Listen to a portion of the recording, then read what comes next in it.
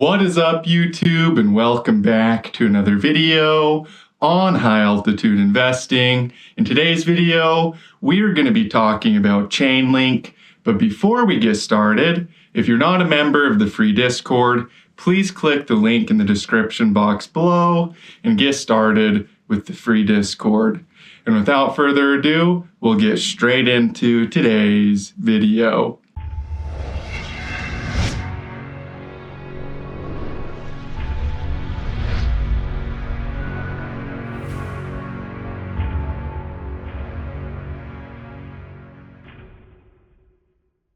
Okay, so Chainlink, we're starting off on the biggest time frame here on the 5-day candlesticks. And as you guys can see, we have a huge inverse head and shoulders here on Chainlink. So we have our left shoulder here, our head down here, and our right shoulder right here. And we broke bullish out of this inverse head and shoulders pattern as soon as price came up to $32. So that's a bullish breakout here in the big picture on this inverse head and shoulders pattern.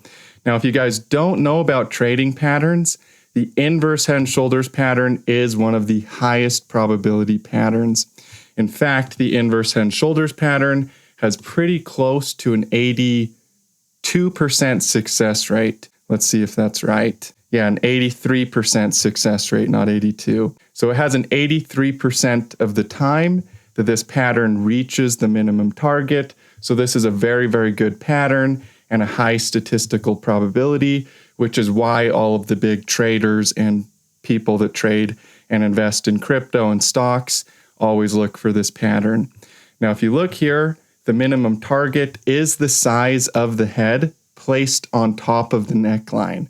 So you basically measure from the bottom of the head to the top of the head, and that gives you this line here. Then you place it at the point of breakout, and that gives you your minimum target. So the minimum target for this inverse head and shoulders pattern is $125 per Chainlink. Now, the majority of the time, these targets are exceeded. If you look down here, we also had an inverse head and shoulders back in the day on Chainlink over here. Left shoulder, head, right shoulder. And you can see that minimum target was significantly exceeded. In fact, we went like 4 or 5 times higher than the minimum target. But as a minimum target, $125 is the minimum target for this inverse head and shoulders on Chainlink. So yeah, that looks really good here in the bigger picture. Now let's zoom in a little bit and take a look at the daily time frame and kind of what's happening here on Chainlink.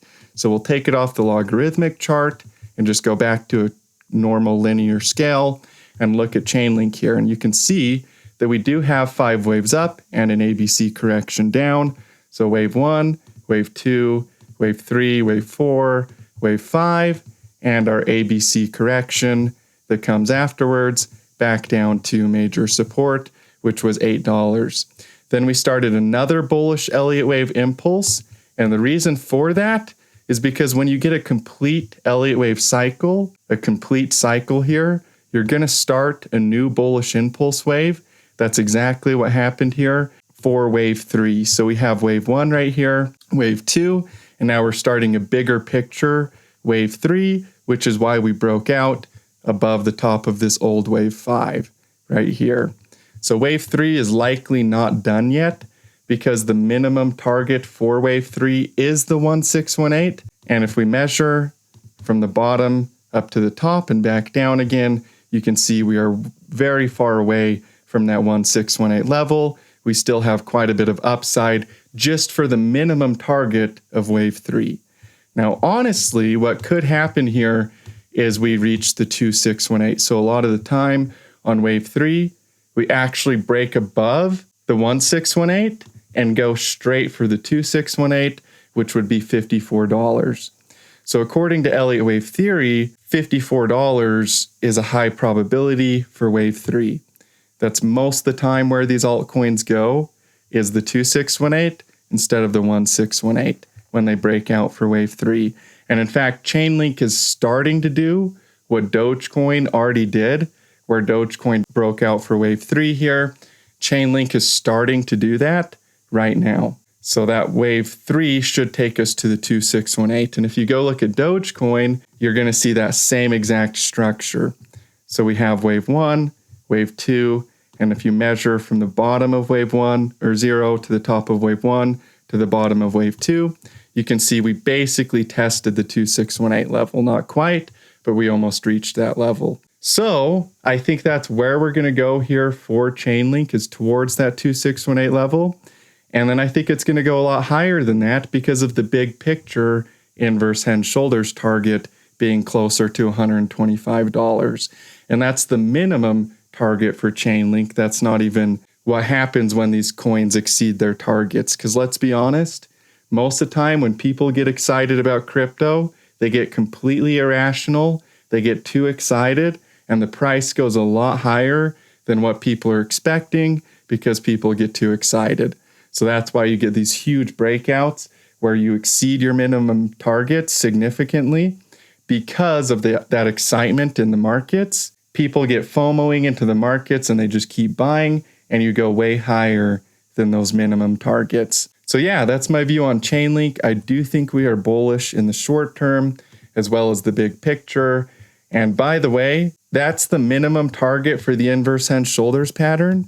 But from a cycle perspective, we could go way higher than $125.